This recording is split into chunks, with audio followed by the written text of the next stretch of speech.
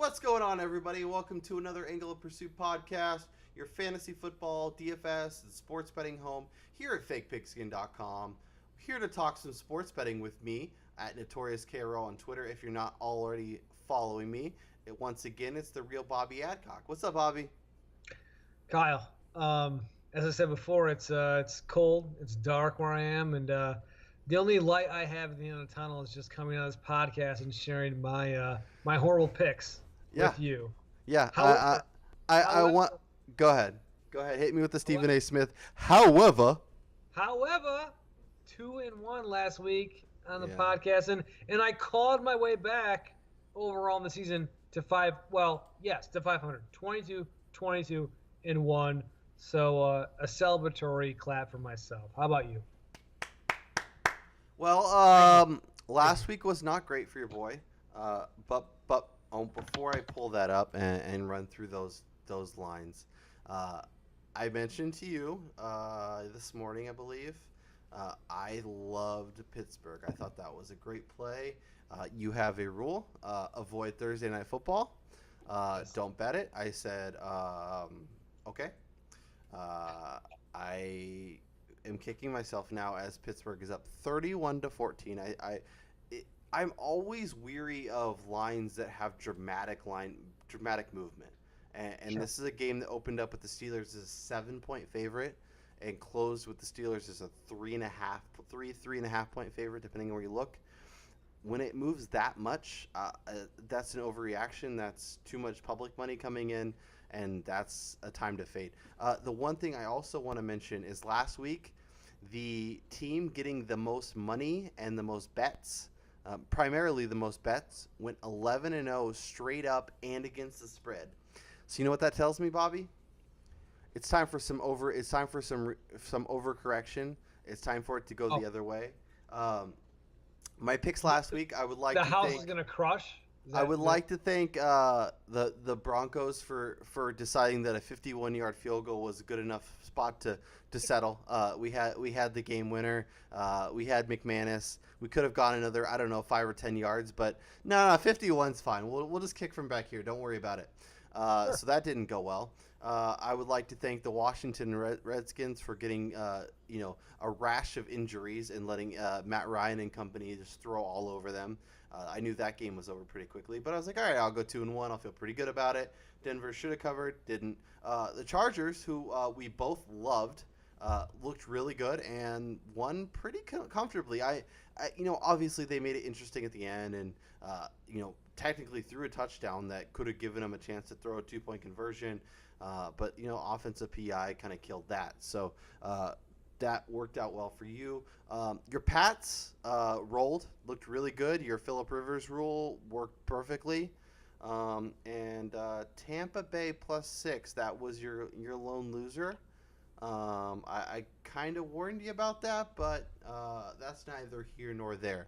More importantly, Bobby, I want to get crazy this week. I love a lot of games, and I'm hoping that my Steelers love is a sign of good things to come and not something that gets me too aggressive, because I am not at 500. So I'm going to pick a bunch of games, and I'm going to see how wild I can get. So I'm going to let you take the tee. We'll go back and forth like we always do, 3-3, and then I'll throw out a few at the end just to see if I can help improve my record. After that, we will be talking college football. Bobby is a big fan. I'm a big fan. Obviously, if you read my work, I have been straight fuego this year. 6-0-1 last week. I think I'm like 75% over the past month and a half, 66% on the season. I think that's what they call pretty good. However, Stephen A. there. I hate the lines this week. It really scares me. And, of course, this is the week we finally start talking college on the podcast. So I'm sure I'll go horribly, horribly wrong. And I can blame you for derailing my college football season. With that being said, let's dive in. Let's talk some picks. Who are you interested in this week? Well, I hate the lines every week, just to be clear. They never look really good. And this week, I think there's a lot of, in terms of NFL, right, there's a lot of blowout lines. And then there's a lot of, like, There's a few home dogs, and then there's a few like do I trust this team or not? Um, and one game I want to start with is Indianapolis and Jacksonville. Um, I think this is a really interesting game because um, as I've talked to you about, I have this metric where we measure this this touchdown drives that measures drives without junk time and without turnovers with teams and they're starting in their own territory. And the Colts look pretty good in that regard. They look like they're a team that's better than their record shows. But what I also see is that the Jaguars, if you look at this stat I've been tracking, they still, with their defense, who's not as elite as maybe it was last year, still, if you look at touchdown drives, 50 yards or more allowed this season, they are first in the league at 9 total. Mm-hmm. That's a pretty amazing number. And we talk about too also, what's the difference, right? Why are they the way they are? What's the difference? Why are you the way you are? Why? Well, no. Why? What is going on? Why are you so bad this year? Well, guess what? You know what happened? Kyle, you tell me. What's the difference between them this year and them last year? You tell me. What's missing? Tell me. Well, they're not scoring touchdowns. That's part of the problem. Yes. Could you maybe pick out what was missing was there last year? Is there one person or perhaps a position that was very effective last year? Are you saying Leonard Fournette being out is the reason the Jaguars are not as good? I absolutely am saying that. Yes. And I will counter with running backs don't matter. They have been getting plenty of production, and Blake Bortles throwing the wrong way has been more of their issue. No, but we'll go down your little let's go down Leonard Fournette narrative street and talk about how Leonard Fournette with his half a hamstring coming back is going to be the reason why the Jags all of a sudden start playing better and go on a run. Would you like to go for your stats or mine? How would you like to do this? I would love for you to just break it down for me. Okay. Would you like to know that last year, they were average 141 yards rushing a game and were first in the NFL, and we're sixth in the league in yards per game at 395, and we're fifth in the points with 26, and this year are under 100 yards rushing per game. I think that kind of tells you, look, Blake Bortles is who he is, right? If he doesn't have that person in the backfield who the defense has to respect, who they have to key on, who doesn't make the play action pass work effectively, yeah, he becomes who he is, and he can't win you games throwing. He has to have one little thing, and I'll let you keep going. Last year in the playoffs against the New England Patriots, sure, they leaned on Fournette, and what happened? The Patriots, did they win or lose?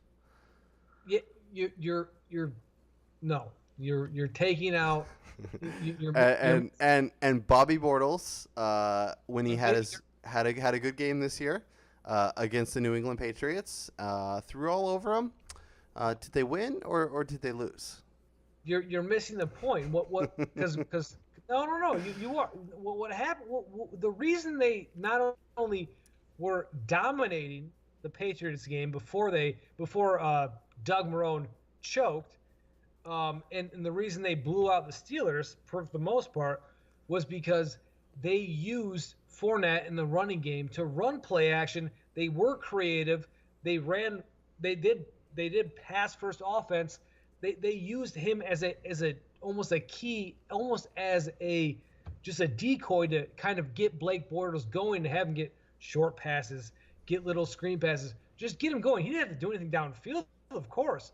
But what happened in that New England game that you're talking about is they got scared. And they went, run on first and second down. If you go back in that first half of that game, in the Pittsburgh game especially, it was first and second down. Oh man, Throw in the ball.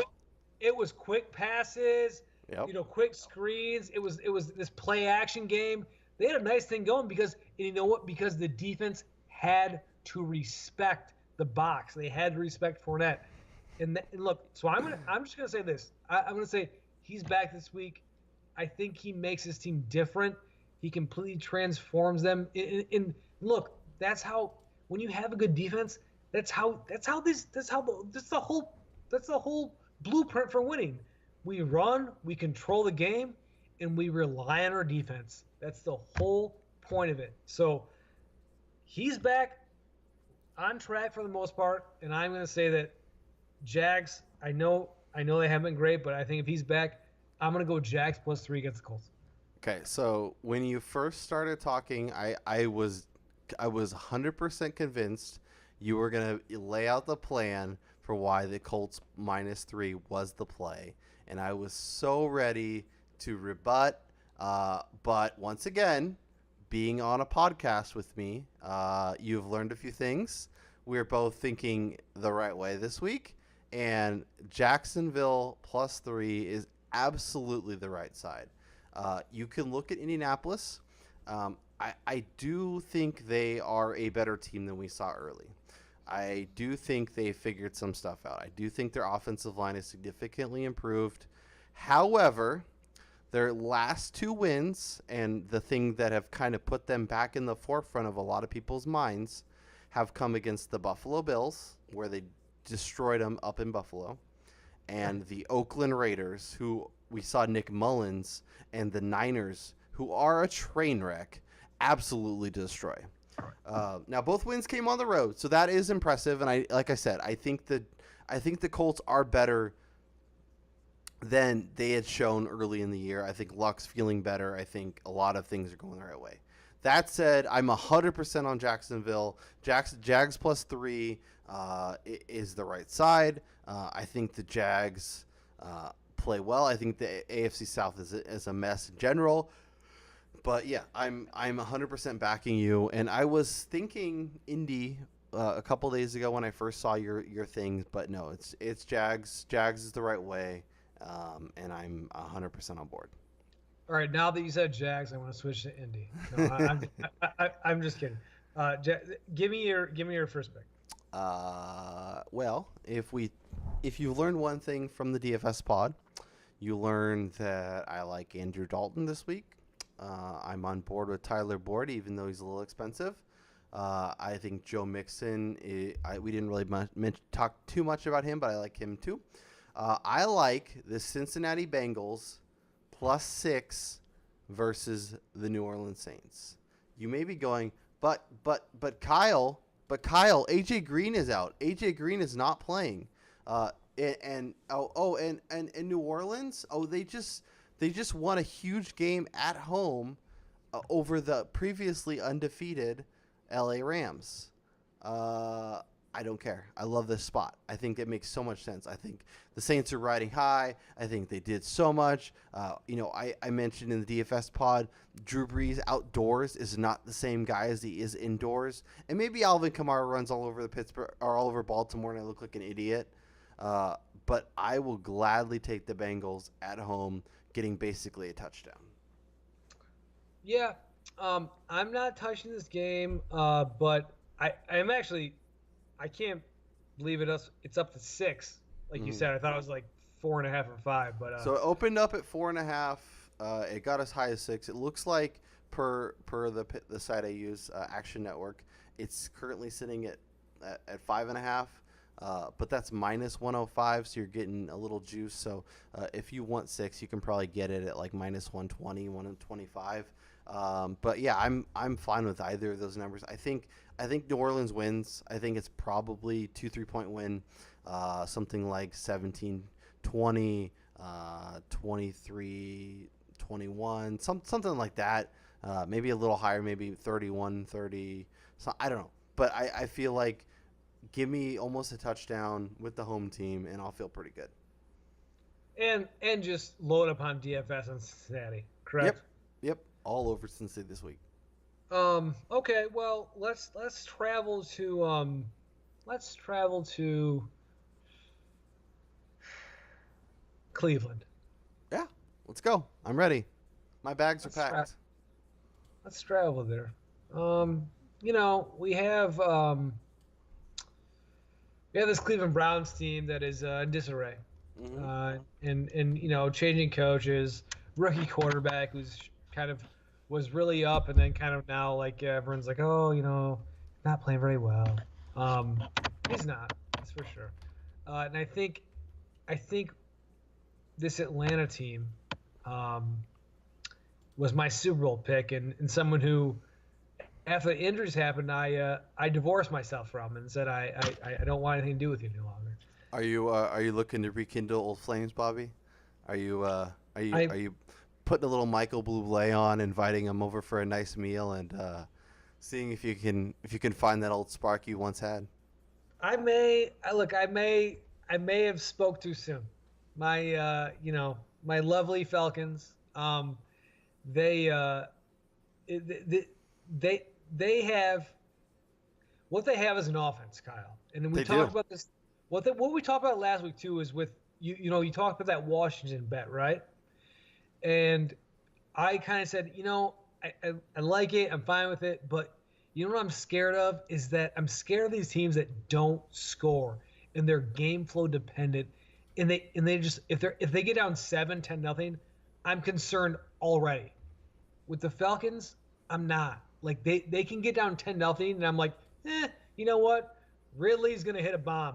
Tevin Coleman's gonna break a 50-yard play or whatever. Like they have a really high potent offense. And just to give that a little bit of like evidential support, I know this is not published, but we talk about that stat that I track, and based on that stat that I track, they average the most touchdown drives above 50 yards more than anyone in the league, more than Kansas City. Hmm. So they have we're talking about a very potent offense. So I feel like this is a team where, man, in this is a great offense. They're going against a team that is kind of hapless right now, and also, is it okay? Can I at this point say that Dan Quinn is a good coach? Can I just say that he is it okay for me to say that, Kyle? Mm, I, No, I'm not no, ready to say that yet. no, just, Kyle, no, seriously. His second year, they went to the Super Bowl with Kyle Shanahan, obviously, Hmm. as the defense coordinator. He left last year. They were a play away from going to the divisional round. Didn't make it, obviously. They fourth and goal, lost that game in Philly. Um, in this year, I think is almost like an even more like a testament to like his ability to just like keep this team together, where they've had a kind of a shitty offensive coordinator who they've been going with and gotten better with Sarkisian, and all these injuries on the defensive side, which is his forte, the defense. Yeah. He's a Legion of Boom guy.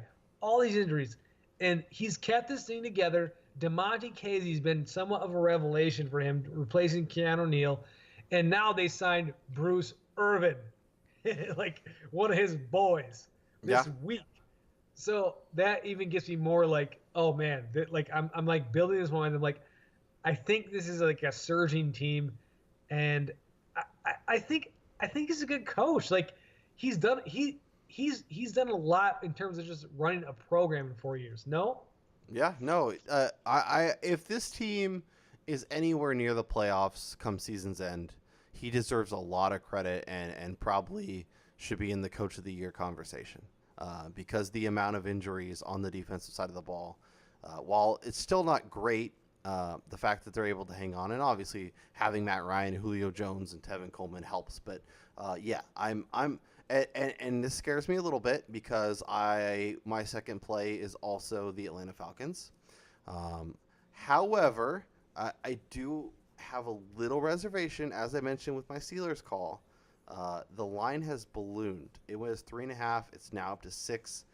81% of the bets are coming in on Atlanta.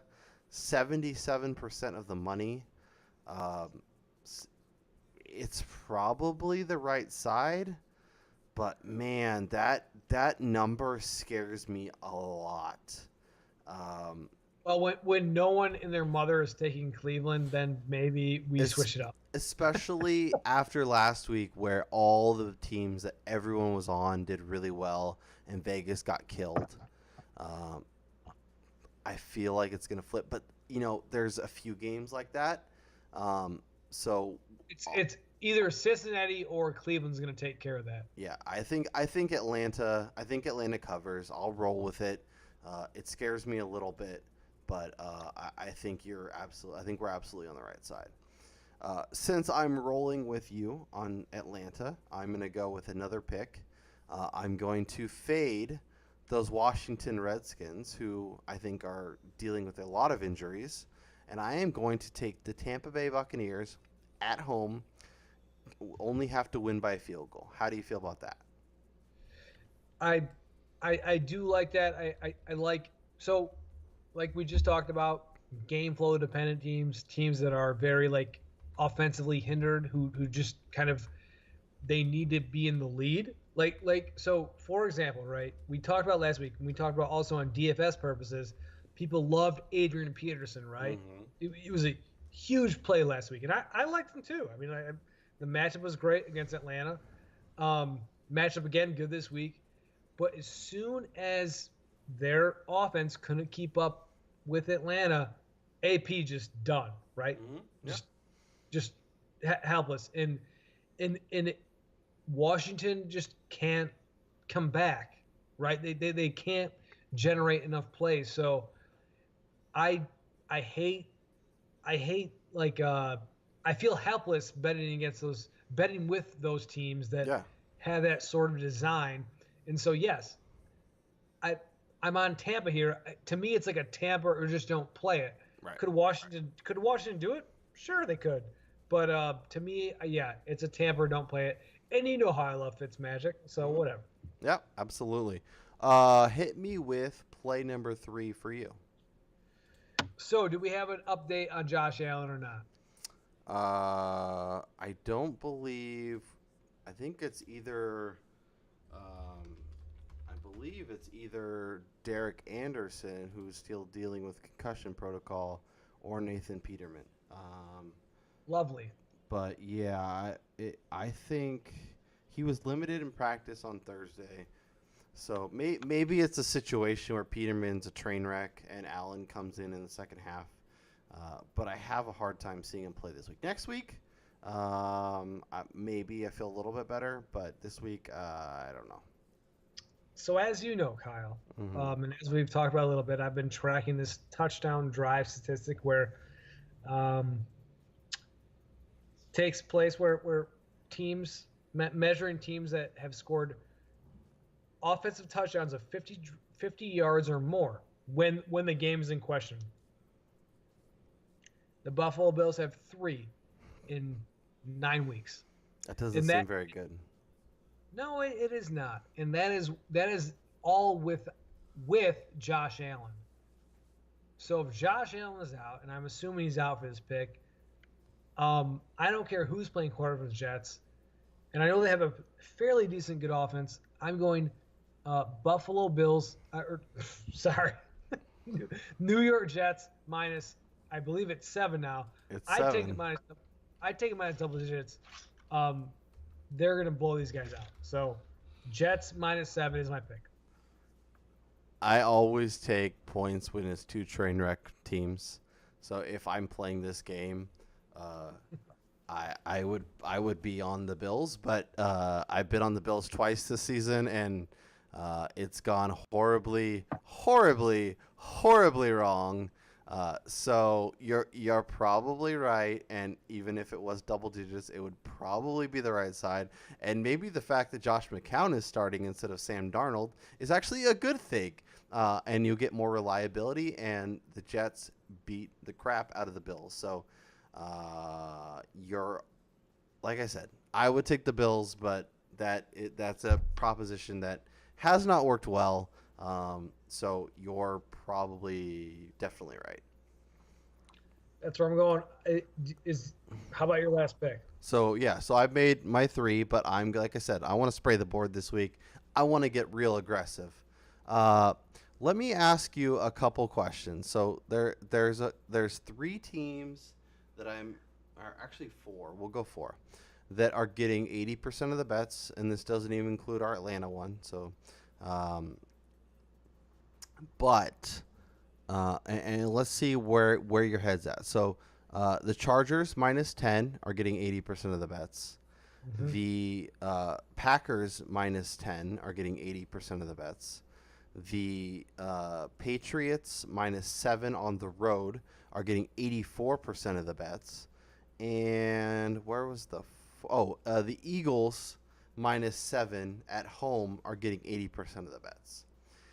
Of those four teams, so there's two home teams, obviously, the Eagles and the Packers, two road teams, New England and the Chargers.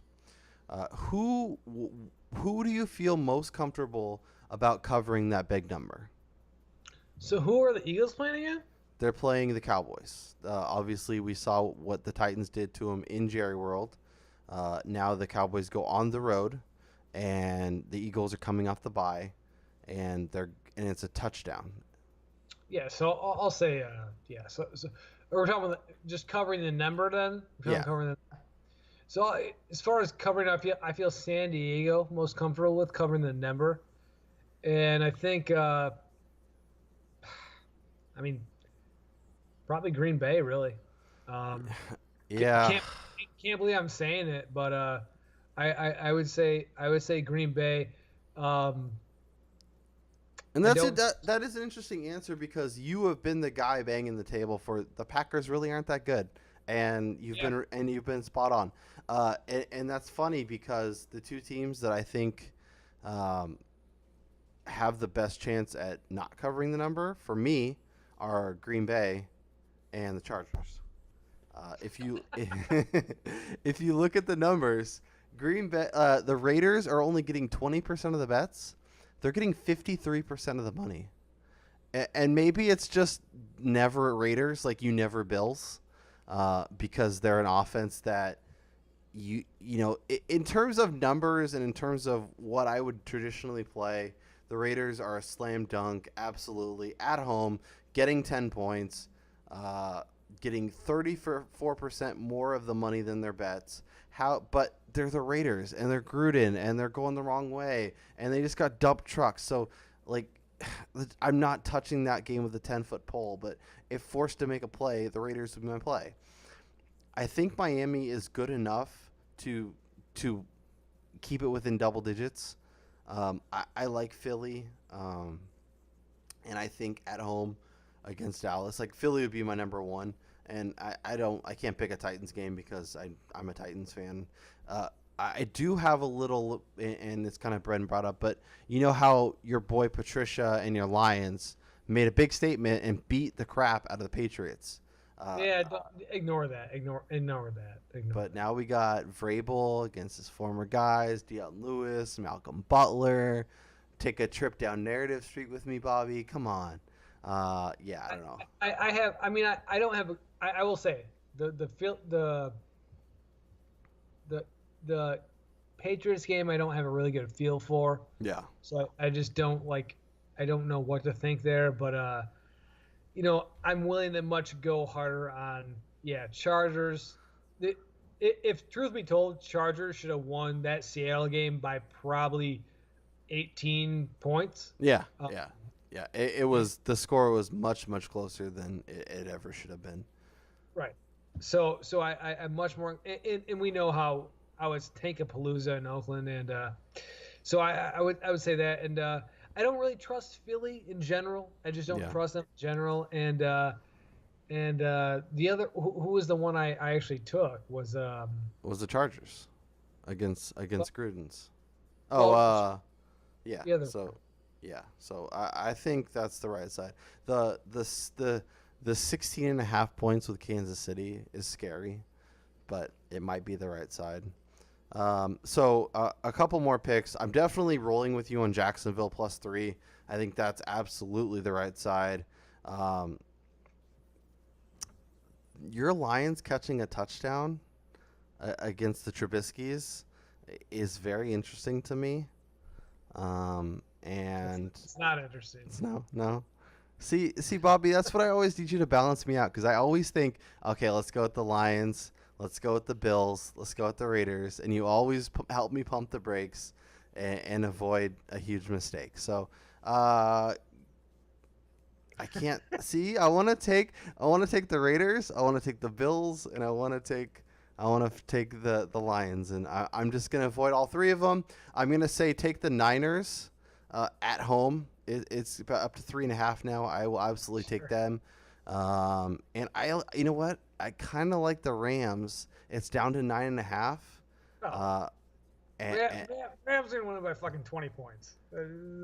It's crazy because the Seahawks are getting 56% of the bets and almost 80% of the money.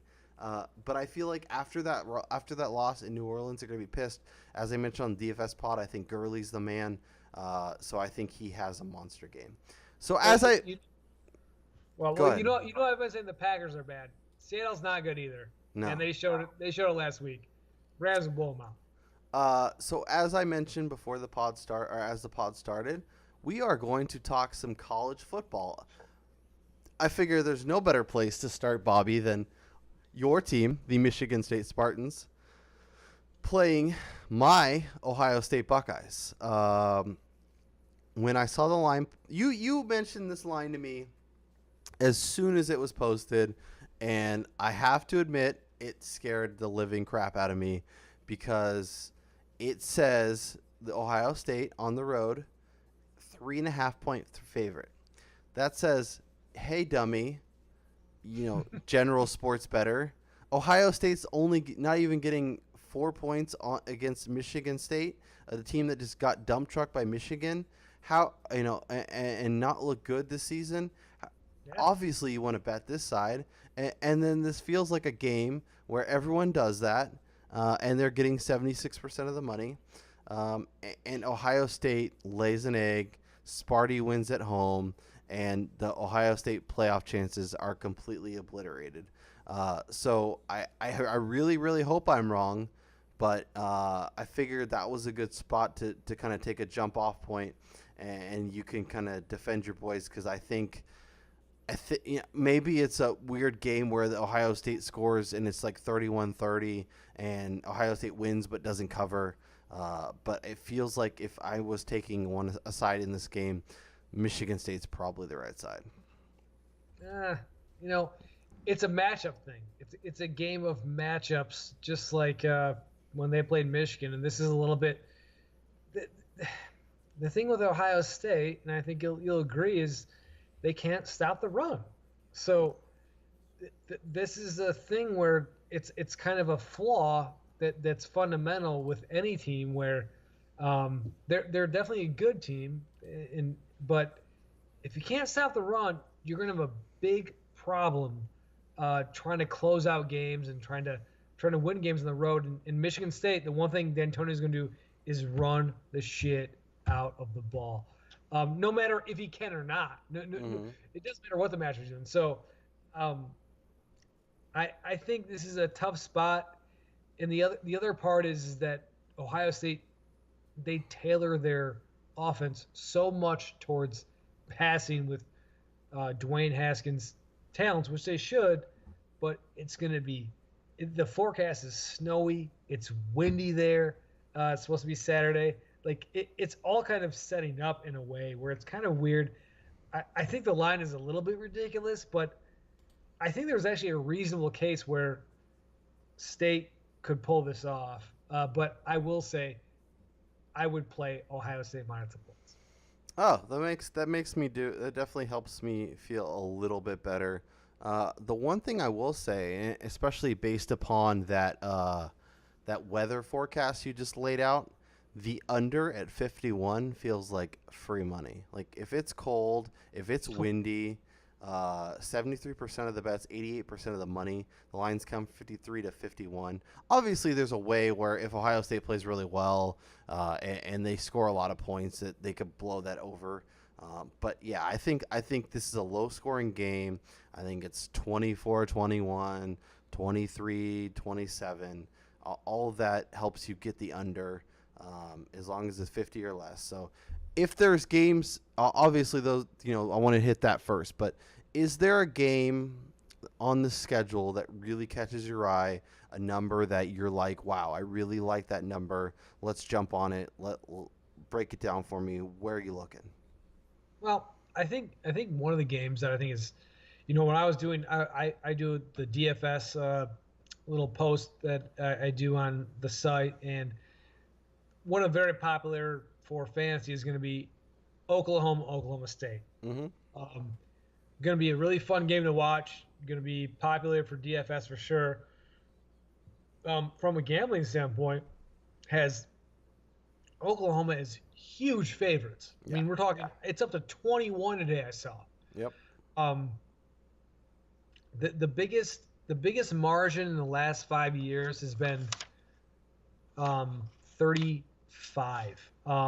Before that, it was 18, like 9, 8, 3, something like that. So I know Oklahoma's is a good team, but the thing with Oklahoma is they're a flawed team, and if they don't have a good defense, they can't close teams out.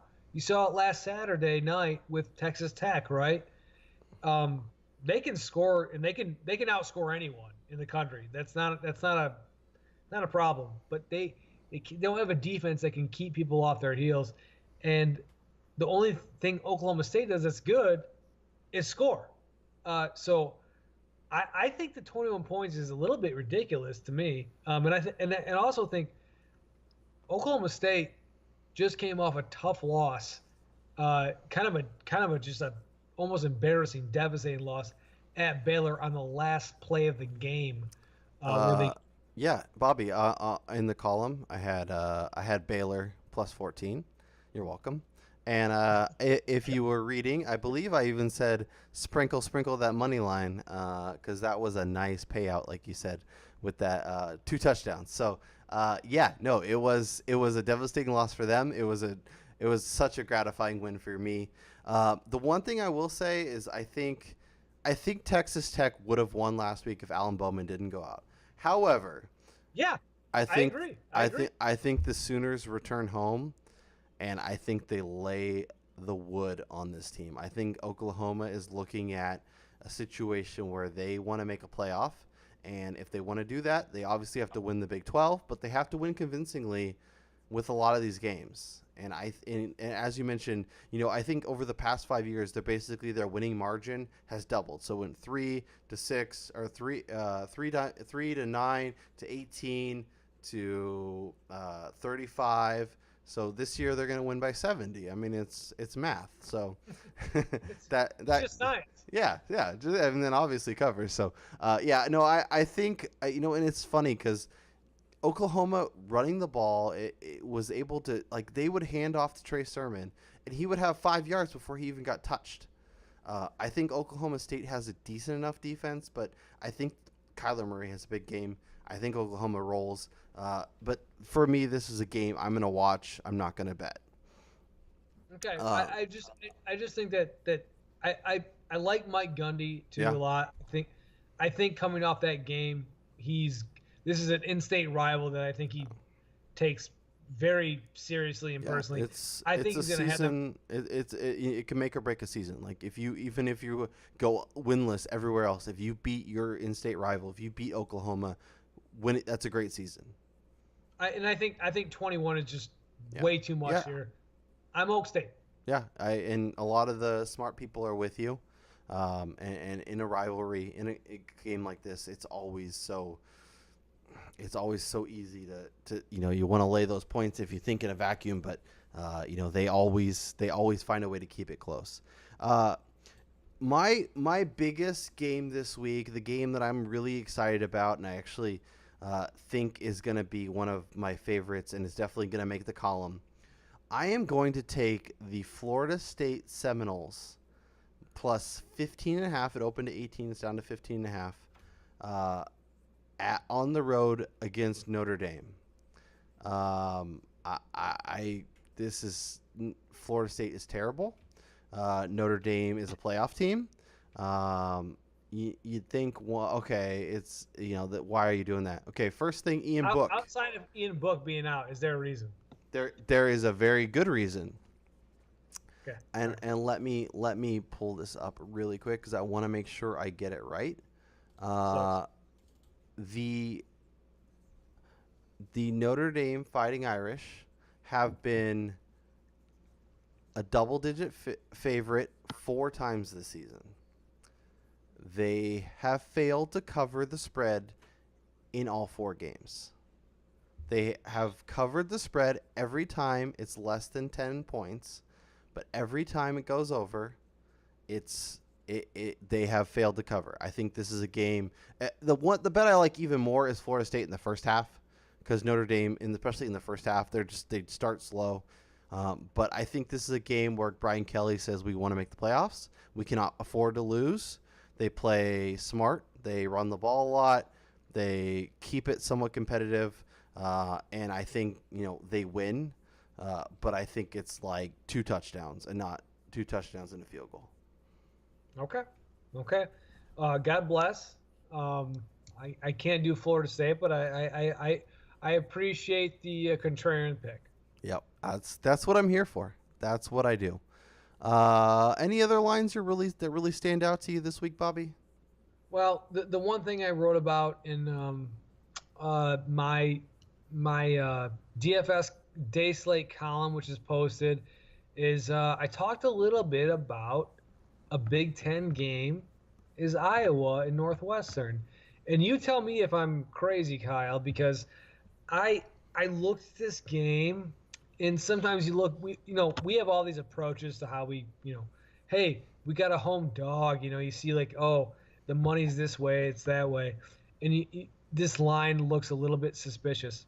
Well, I looked at this game and I saw Iowa at home against Northwestern. Iowa minus 10.5. And I could not fathom any earthly reason why Iowa should be laying 10 points to really anybody in what I like to call the small 10. And I don't understand, like to me, especially Northwestern, who's been a pretty tough team this year, up and down their schedule, whether it's Big Ten or anything. And I think this should be more of like a 4, maybe 5 point, whatever, but 10. Does this make sense to you as a line? Yes. So or no? I love Pat Fitzgerald as an underdog. Obviously, the game last week against Notre Dame, they had it close for a while. As I mentioned, if you bet the first half, Notre Dame or Northwestern, the first half was great. I think Notre Dame probably should have won by more. That was my only push last week. I had Notre Dame. But yeah, no, I feel like this is too much. 74% of the bets, 81% of the money, but the line has moved from 10.5 to 11. That scares me a little bit. Northwestern can definitely put up like a fight, but also Iowa's offense is really good, and sometimes there's situations where the team kind of just like they kind of have a LRO, luck runs out. But yeah, I think this is a situation where Northwestern keeps it close. I think they have a good defense. I think they run the ball effectively. And like you said, I think this is probably closer to like a field goal touchdown game one way or the other than it is for Iowa to blow the doors off of Northwestern and make this game, 2 touchdowns. But Kyle, I was just laying out why it's a ridiculous line. And why we talk about this stuff, right, is sometimes you look at it and go, weird. That line's a little bit strange. Something's up. And that's why my pick is Iowa minus 10.5. I love it, Bobby. You've learned. You know what to do when a line stinks out loud. It stinks. It stinks. It makes no sense. It makes no sense, and that's why I talked about in my DFS column. I said my sneaky stack of the week is the Iowa offense because these guys are going to be up 35-10 in the fourth quarter for no reason. I have no idea why it's going to happen, but it's going to happen because there is no, you cannot lay out a reason why they should be 10-point favorites. So Yep. my pick is Iowa minus 10.5. I like it. I think you're on the right page, and everything says take Northwestern. They've kept everything close, but this maybe this is the LRO. The luck runs out. The wheels finally fall off, and Iowa's offense at home looks really good, and they win by 2 touchdowns. There's some like weird, like there's 30 years of data that Vegas has that some like the wind blows southwest at 50 miles per hour in Iowa, and it's some strange Kinnick Stadium trend that they have, and it's gonna play out. Who knows? But that's it. Yep. Nope. I like that. A couple quick ones that I like. I don't know if they'll make the column, but we'll see. I like Vandy plus 16.5. Mizzou getting almost 3 touchdowns at home. I know Vandy's not great, but Mizzou is coming off a monster win at Florida in the swamp. They come home, getting a little too much buzz, a little too much, giddy up in their step. Early game, I like Vandy to keep it close. They probably lose, and it's probably not pretty the whole way, but I think it's much closer to the 2 touchdowns where it opened up as opposed to the 14. The other game I really like is UNC getting 10.5. I don't get this line. Duke's been a team that I've been riding all year. I think it is good. Obviously, got the outright win last week against Miami. That was really nice. As almost a 10-point underdog. I love Cutcliffe as a dog. Now is a huge favorite at home. Another rivalry spot. I know UNC hasn't been great, but it feels like a few too many points. It feels like it should be closer to a touchdown than a field goal. Yeah, I'm not gonna claim to know like a ton about ACC football. Actually, I am gonna claim to know about it later. But I watched North Carolina last weekend because I had a lot invested in their DFS life, and whoa boy, that quarterback and that whole offense is a mess. And I was like, oh boy, what did I just do? But anyway, I can understand watching that. Whether it's Duke or whether it's Bethune-Cookman, I can understand why they're favorites. But yeah, no, I hear you. So is North Carolina your pick or no? North Carolina is my pick. Yeah, I'm gonna ride with the Tar Heels. Everybody's focused on basketball with Zion and ACC play, but there is going to be a football game, and I think North Carolina keeps it within 10 points. Okay. I'm going to give you my last play. We're going to move to the night slate, and we're going to move to Georgia. And we're not going to talk about Georgia-Auburn. We're going to talk about Georgia Tech against Miami. We're going with the bees. Got to get the bees. There's no way anyone cares about this game unless they're gambling or playing the DFS night slate. At least I think so. I mean, maybe that's just me. But look, Georgia Tech has lost 3 straight games to Miami the last 3 years. Mm-hmm.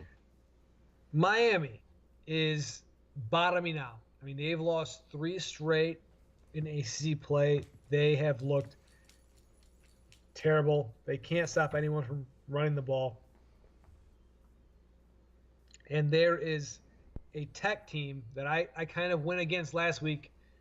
Wasn't a good idea with North Carolina. It was terrible. But I learned the hard way, which was good. I watched this game. And there's this kid who's taking over at quarterback for Tech, Tobias Oliver. And they're surging with him as a team. I like them at home -3 to win this game and win it pretty big, assuming that Paul Johnson isn't a horrible coach and just starts this guy and let him plays. So Yeah. um, he is phenomenal. I like them to take Miami down. My last pick is Georgia Tech -3. Man, this is a game I'm probably gonna avoid because my brain says take Georgia Tech. Miami's an absolute train wreck, but the Miami, it's so hard, and maybe it's because last year I was on Georgia Tech and a game that they led for basically all but like 10 seconds when Miami throws this miraculous like. If you watch Scott Van Pelt's Bad Beats, like it's basically one of the games that almost that like is almost in the intro. Like it's scary how many of those kind of games I've been on. Like if you watch the Bad Beats, I was on Ohio State when they won. They shouldn't have won against Northwestern. I was on UCLA when Josh Rosen fumbles and all of a sudden Stanford's walking into the end zone, lost that game. But this game was just as brutal. I guarantee you it was on Bad Beats that week. So I am going to stay away. But yeah, I like the Bees It's a revenge game, Kyle. Revenge game. at home. Yeah, I think that's going to do it. I'm going to go through it. As always, make sure you head to Fake Pigskin and check out all of my official plays. It's probably going to be a little light on the column this week because, like I said, there's a lot of big numbers. There's a lot of rivalry games. There's not a ton of stuff that, oh my God, that makes, I don't see what's going on there. I thought you were going to go to Georgia. I do like Georgia a lot to cover the big number. I think it's almost 2 touchdowns. I think that's a line that makes a lot of sense. I think Bama minus anything at this point is a great play. Take them the first half. Take them for the game. Mississippi State, if they can establish the run, will be able to stay in this game. But I don't think that happens. And we saw what happened to LSU, who is a much better passing attack than Mississippi State. And last week they couldn't score at all. What's interesting is Mississippi State might put up a better fight. Maybe. I mean, maybe. I'm just saying. I can't see that happening. Like Nick Fitzgerald against La Tech, and I was on La Tech, looked like freaking Joe Montana chucking it all around the yard. But they're playing Bama. It's a whole new story. I feel like they're gonna try and run the ball. They're not gonna get the established to run. Nick Fitzgerald's gonna try and throw as much as possible, and it's just gonna end poorly. So, I'm taking Bama. And like I said, check out the column. Check out Bobby's DFS stuff. Lots of good info in there. And it's a good read for if you're trying to kind of get some information about how these games may go. He's got some good nuggets in there. Obviously, if you play DFS and you want to we'll talk DraftKings on our other podcast, so check that out. But for the real Bobby Adcock, I'm Kyle Robert, and we'll talk to you guys next time. Good luck, guys.